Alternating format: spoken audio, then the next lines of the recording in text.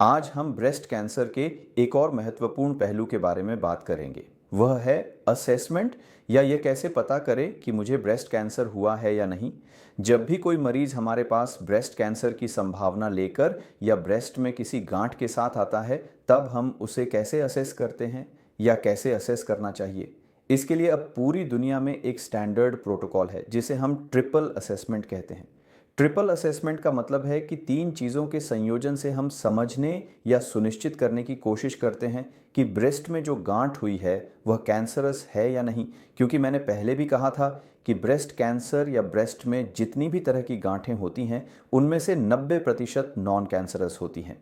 इसलिए हमें बहुत स्पष्ट रूप से असेस करना होगा या समझने की कोशिश करनी होगी कि ये गांठ कैंसरस है या नहीं।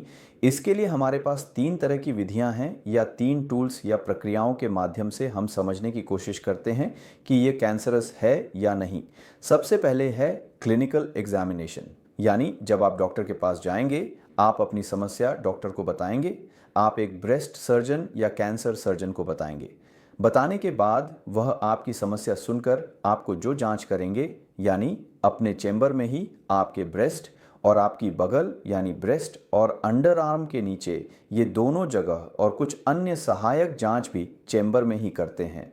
और वह समझने की कोशिश करते हैं कि जो गांठ हुई है वह कितनी बड़ी है, उसकी विशेषताएं कैसी हैं, क्या वह कैंसर के लक्षणों से मेल खाती है या नहीं। इन बातों को वह समझने की कोशिश करते हैं। तो यही है ब्रेस्ट कैंसर को समझने का पहला कदम। इसके बाद जब उन्हें लगता है या उन्हें संदेह होता है कि यह एक कैंसरस गांठ हो सकती है, तब वह दूसरा जो काम करते हैं वह है आपको कुछ इमेजिंग यानी कुछ तस्वीरें लेने के लिए भेजना। यह आमतौर पर दो तरह से हो सकता है। एक है मैमोग्राम, जो एक तरह का ब्रेस्ट का एक्सरे है, या अल्ट्रासोनोग्राम यानी ब्रेस्ट और बगल का अल्ट्रासाउंड। आमतौर पर ये दोनों जांचें की जाती हैं। इसके अलावा हम कभी कभी एमआरआई, सीटी स्कैन या अन्य डायग्नोस्टिक मोडालिटी या डायग्नोसिस के विभिन्न उपकरणों की मदद भी लेते हैं। तो मैमोग्राम और अल्ट्रासोनोग्राम ये दोनों सबसे ज़्यादा इस्तेमाल होने वाली इमेजिंग विधियां हैं, जिनके ज़रिए हम समझने की कोशिश करते हैं कि ब्रेस्ट में जो गांठ है उसकी विशेषताएं कैसी हैं। हालांकि मैमोग्राम आमतौर पर हम 40 साल की उम्र के बाद की महिलाओं के लिए देते हैं। इसका कारण यह है कि 40 साल से कम उम्र में ब्रेस्ट की बनावट ऐसी होती है कि मैमोग्राम में बहुत अच्छा रिजल्ट नहीं मिलता। इसलिए 40 साल से कम उम्र में हम आमतौर पर अल्ट्रासोनोग्राम से ही पता लगाने की कोशिश करते हैं।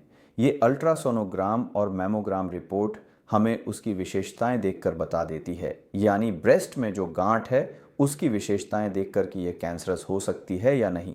अंत में हम जो इस्तेमाल करते हैं वह है टिश्यू डायग्नोसिस, यानी जहां गांठ हुई है वहां से एक सैंपल लेकर हम माइक्रोस्कोप के नीचे या सूक्ष्मदर्शी के नीचे जांचते हैं उस टिश्यू या कोशिका या जो भी सैंपल हमने लिया है उसकी बनावट या उसकी विशेषताएं कैसी हैं, क्या वह कैंसर के लक्षणों से मेल खाती है या नहीं। इसके लिए अब पूरी दुनिया में सबसे अधिक इस्तेमाल की जाने वाली या सबसे अधिक से सटीक और सही विधि है कोर बायोप्सी। हालांकि हमारे देश में ये अभी बहुत ज़्यादा प्रचलित नहीं है, लेकिन कोर पूरी दुनिया में, लेकिन इसका इस्तेमाल हो रहा है। इसमें असल में कुछ खास नहीं है। एक सुई के ज़रिए आपके उस गांठ के अंदर से थोड़ा सा मांस या रस निकालकर उसकी जांच की जाती है। हमारे यहाँ सबसे ज़्यादा इस्तेमाल होता है एफएनएसी या fine needle aspiration cytology.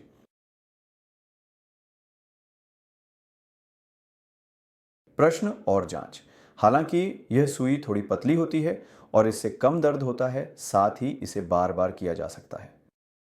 Core biopsy करवाने के लिए उस जगह को थोड़ा सा सुन्न करना पड़ता है।